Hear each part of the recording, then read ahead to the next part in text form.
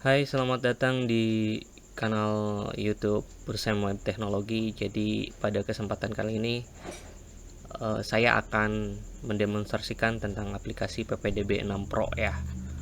Nah, ini untuk tampilan landing page-nya seperti ini. Oke.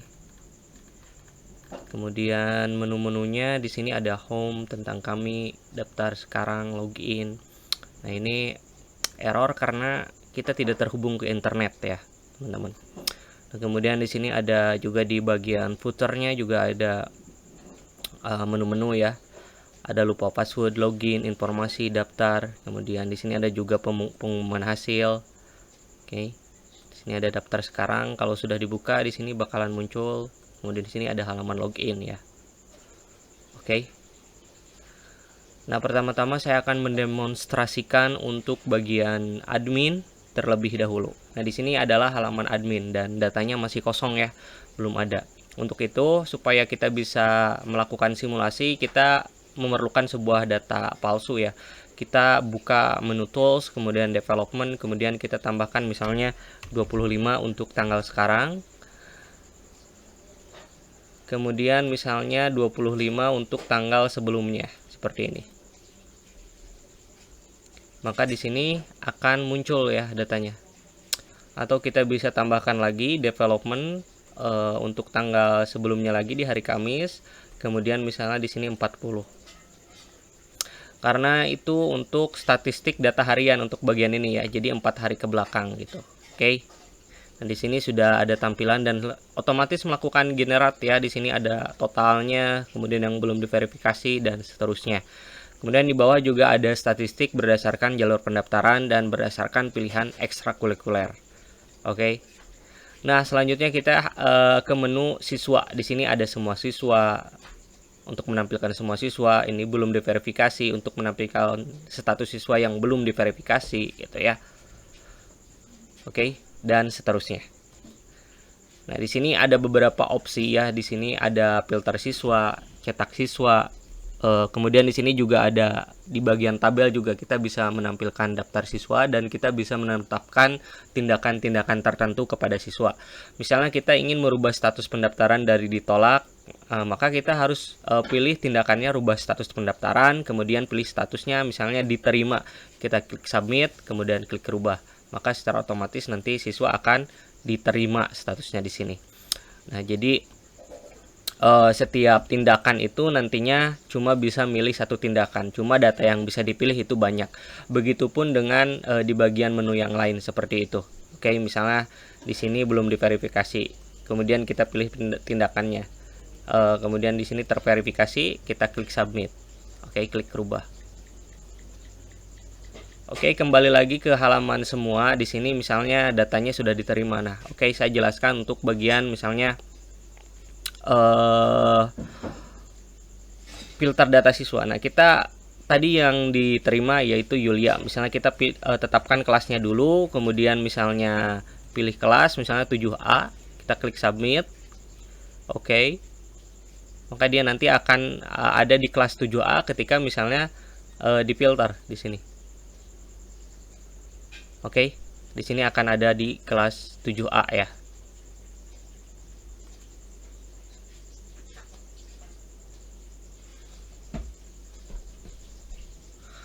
Nah, selanjutnya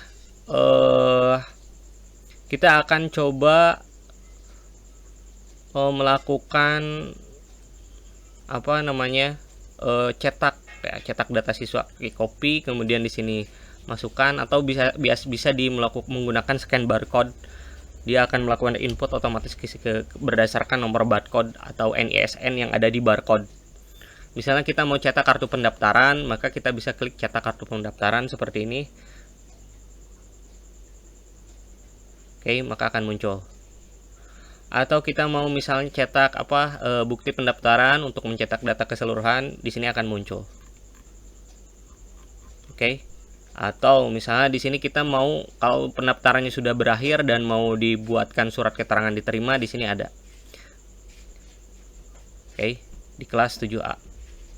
Jadi baik dari sisi siswa ataupun sisi admin itu bisa melakukan percetakan. Nah, selanjutnya kita juga bisa menambahkan data siswa baru di sini ya melalui halaman admin. Oke. Jadi tidak harus melalui halaman siswa, tapi halaman admin operator bisa melakukannya. Nah, selanjutnya di sini ada beberapa hal yang perlu dijelaskan, yaitu bagian status pembayaran ya, status data. Nah, status pembayaran kalau sistem pembayaran ada atau tidak ada, ini mungkin status pembayarannya tetap ada di sini ya, teman-teman. Kemudian status data di sini juga untuk status data itu ketika misalnya siswa mengkonfirmasi status datanya sudah diselesaikan, maka di sini statusnya adalah sudah ya, sudah selesai gitu. Jadi nanti akan dikunci otomatis ketika mengkonfirmasi sudah selesai mengisi data seperti itu. Oke, di sini juga ada edit untuk mengedit data. Kemudian kita bisa melihat detail data. Kemudian di sini juga kita bisa melakukan bayar secara manual kalau misalnya ada sistem pembayaran. Kalau tidak usah. Kemudian di sini ada print juga sama tombol yang tadi. Kemudian di sini ada kartu. Oke, seperti itu. Nah, jadi jelas ya teman-teman untuk semua fitur yang ada di sini. Oke. Nah, selanjutnya di sini ada pembayaran. Jadi menu pembayaran ini untuk pembayaran yang masuk nanti ke bendahara ataupun ke admin juga di sini ada. Cuma di bendahara nanti ada bagian untuk ekspor pembayarannya gitu. Nah, jadi kalau nanti diaktifkan, maka siswa ada dua opsi nih, bayar dulu atau nanti ngisi data dulu baru bayar gitu. Oke. Untuk ngisi data dulu secara keseluruhan itu opsi pembayaran bisa tetap aktif, atau yang memaksa artinya ketika sistem pembayaran aktif, siswa ngisi data dulu, data dirinya tapi tidak lengkap. Nah, kemudian kalau mau melengkapi seluruh data dia harus bayar dulu, seperti itu. Oke. Kemudian di sini ada ekspor data. Kita tentukan tanggalnya dari tanggal misalnya tadi tanggal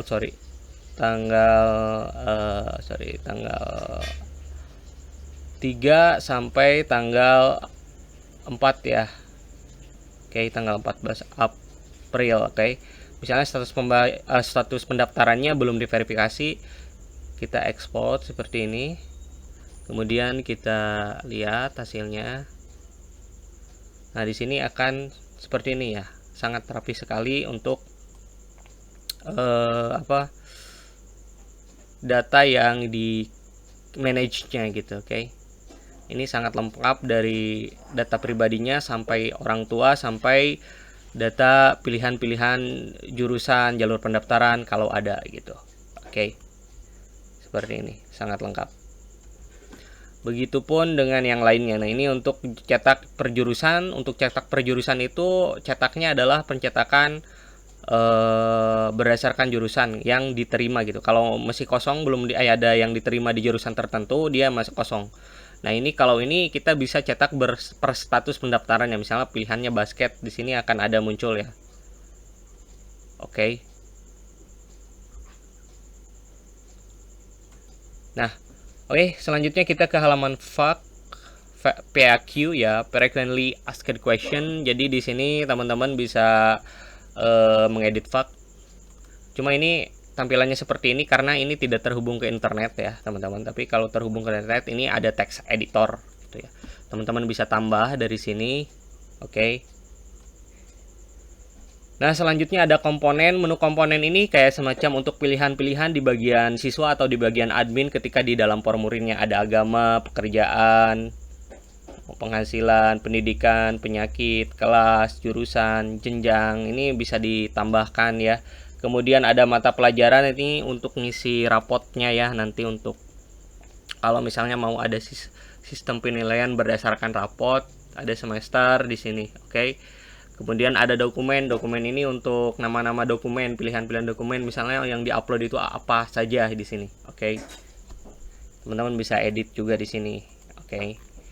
Nah, selanjutnya di sini ada pengaturan untuk landing page. Nah, ini ada banner. Nah, ini untuk banner ini misalnya kita kembali ke landing page. Nah, ini untuk bagian atas, ini untuk bagian thumbnail YouTube, ini untuk bagian alur pendaftaran. Nah, ini untuk bagian tengahnya, ini untuk banner sekolah atau apa terserah. Oke. Nah, itu untuk banner ya. Jadi ada 4 banner, yaitu banner atas, banner alur, banner sekolah, dan banner YouTube. Selanjutnya ada fasilitas. Nah, ini untuk fasilitas ini untuk icon-icon yang ada di bagian fasilitas sekolah. Teman-teman bisa nambahkan sendiri fasilitas apa saja. Nah, ini misalnya nama fasilitas teknologi, kemudian ikonnya apa. Nah, kita pakai icon Remix Icon. Teman-teman bisa lihat di situs resmi Remix Icon, atau teman-teman bisa menggunakan AI untuk mengetahui icon apa yang cocok untuk nama fasilitas yang ada di sekolah teman-teman. Oke. Ya, jadi seperti itu. Nah, kemudian ada galeri. Galeri ini ditampilkan di halaman depan atau front page. Itu sekitar 10 galeri gitu ya. Jadi teman-teman mungkin perlu membatasi, meskipun di sini kita nggak terbatas ya untuk galerinya. Cuma memang yang ditampilkan itu yang di bagian depan itu hanya 10 gambar gitu. Jadi harus dibatasi. Oke. Nanti harus dibatasi seperti ini. Nah, ini untuk di bagian admin ya. Jadi ini cuma admin saja yang bisa nambahkan, operator tidak bisa gitu ya. Kemudian apalagi ya? Ini testimoni. Nah, ini testimoni ini untuk untuk testimoni di bagian depan untuk alumni ya, misalnya namanya siapa, pekerjaannya apa, kemudian apa di sini gitu ya teman-teman. Jadi bisa tambahkan testimoni di bagian menu tambah di sini di titik 2 garis di kanan gitu ya, ini bisa ditambahkan. Atau bisa di sini kan secara otomatis melakukan generate. Jika hanya ingin membuat data dummy, ini sudah ada tersedia di sini secara otomatis menggenerate. Oke. Nah, selanjutnya kita dari landing page ke role ini untuk wewenangnya. Jadi ini defaultnya seperti ini, harap tidak dirubah. Oke. Selanjutnya di sini sorry. Di sini ada menu user seperti ini. Kita juga bisa mencari di sini, ada status, ada role-nya apa. Oke. Kita juga mungkin perlu menambahkan role yang lain. Karena di sini belum ada role operator dan role bendahara. Nah, di sini sudah kita selanjutnya ke menu pengaturan. Di sini ada pengaturan sekolah ya. Seperti ini, kita scroll bisa dilihat sendiri. Apa ya yang paling penting di sini mungkin ada untuk bagian Google Maps seperti ini. Kemudian ini untuk ditampilkan di front page. Nah, ini untuk bagian kop surat, ada atas, tengah, bawah, kemudian ada logo, ada icon. Ini untuk YouTube video yang di bagian front page itu untuk menampilkan video sekolah untuk sambutan atau terserah lah apa gitu ya. Nah, di sini juga kita bisa merubah warna tema. Ada 3 warna tema, hijau, merah, dan biru. Teman-teman kalau suka hijau, tinggal pilih hijau, klik simpan.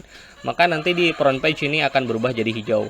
Atau teman-teman misalnya suka warna merah, oke, kita simpan di sini akan berubah menjadi warna merah.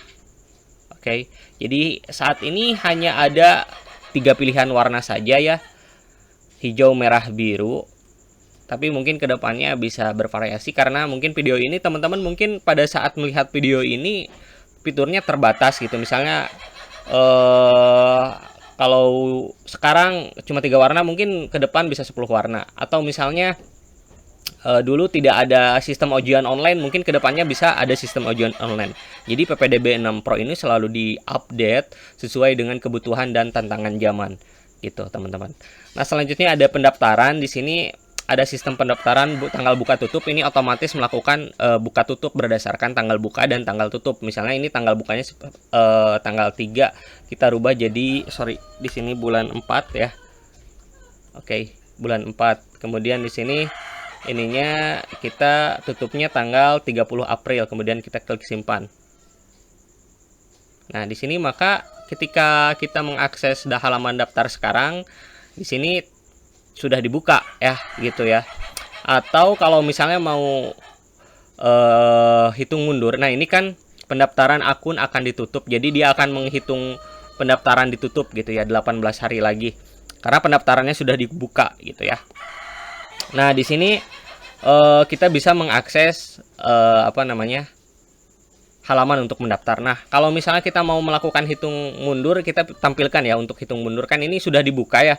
Sekarang tanggal 12. Nah, kita bukanya tanggal 14 gitu ya. Kita klik simpan. Maka di sini otomatis bahwa formulir pendaftarannya kosong.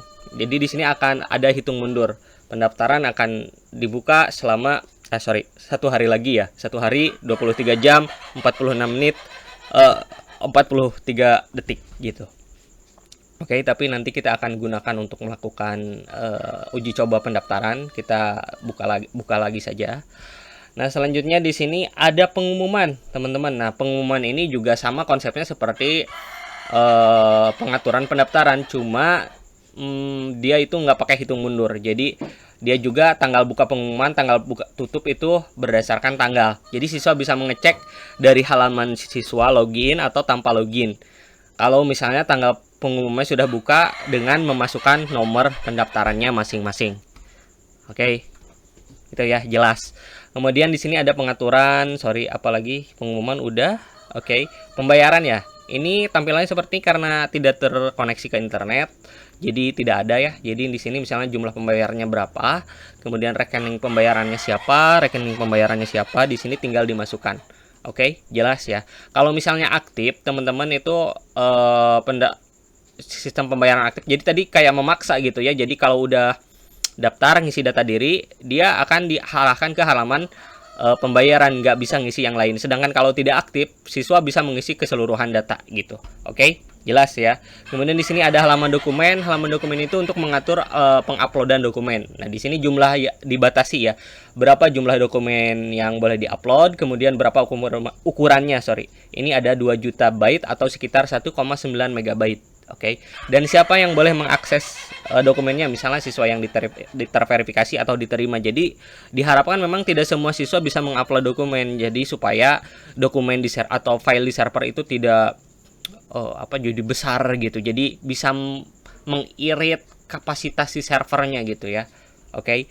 Nah, kemudian di sini ada pesannya, kemudian statusnya aktif atau tidak. Kalau misalnya tidak aktif berarti siswa tidak perlu mengupload dokumen gitu. Nah, di sini SMTP. SMTP ini untuk kirim email ya, untuk konfirmasi pendaftaran, lupa password dan lain sebagainya. Jadi kalau ini aktif, siswa harus mengkonfirmasi pendaftarannya via email gitu. Kalau tidak, dia langsung aktif dan bisa langsung login ke PPDB. Nah, kemudian di sini ada tools, tadi dijelaskan untuk development ini untuk proses simulasi untuk membuat data palsu gitu ya. Kemudian di sini ada Nest Generator, ini untuk menggenerate siswa berdasarkan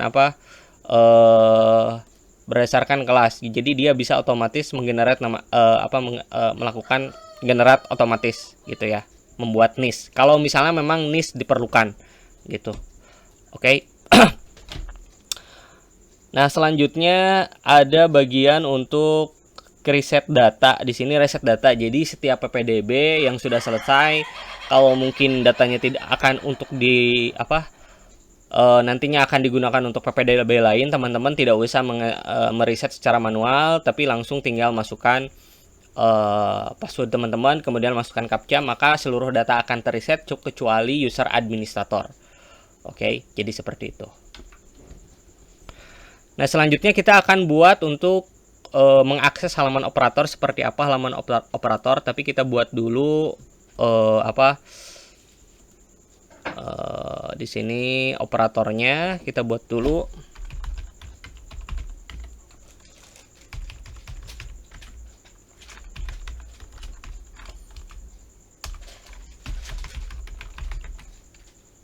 Kita pilihnya operator, kemudian aktif, kemudian kita pilih fotonya.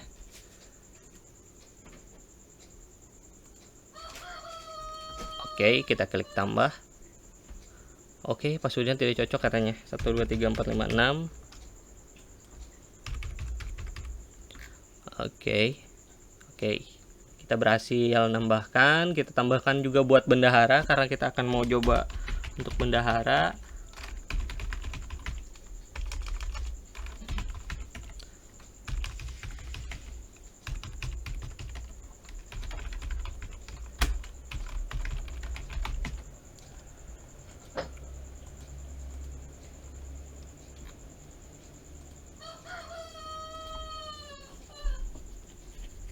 Oke, sudah selesai. Kita akan login sebagai bendahara, operator ya.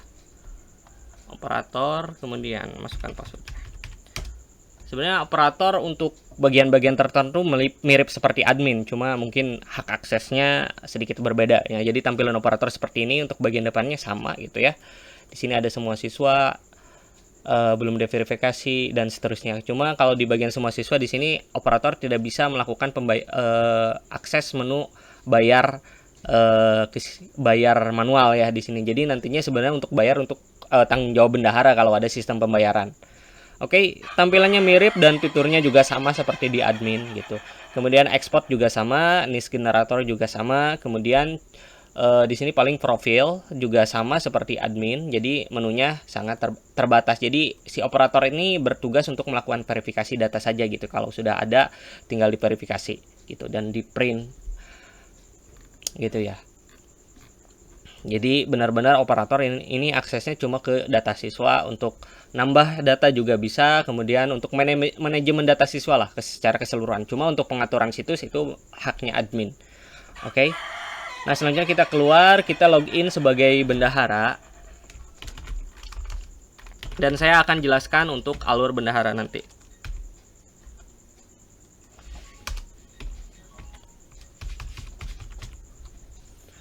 Oke. Nah, untuk bendahara seperti ini dashboardnya, cuma dia tidak bisa melakukan edit ke siswa atau tambah siswa, cuma bisa melakukan pembayaran secara manual seperti ini. Oke. Nah, ini untuk mengakses data siswa dia bisa, untuk melihat data siswa dia bisa. Nah, ini untuk membackup pembayaran dia bisa. Nah, ini untuk data pembayaran yang masuk. Oke. Nah, ini untuk profil sama seperti operator, administrator, atau siswa juga sama.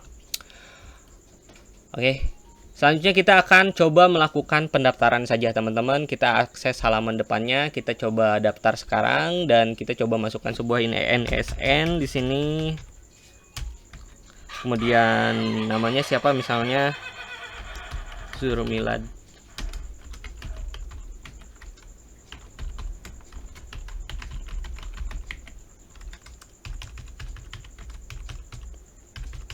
Kemudian kita masukkan captcha-nya. Kemudian kita login pakai NISN atau bisa menggunakan email ya. Kita klik login. Nah, di sini kita tinggal masukkan nomor induk siswa, kartu keluarga, NISN, nama lengkap, tempat lahir, jenis kelamin, kemudian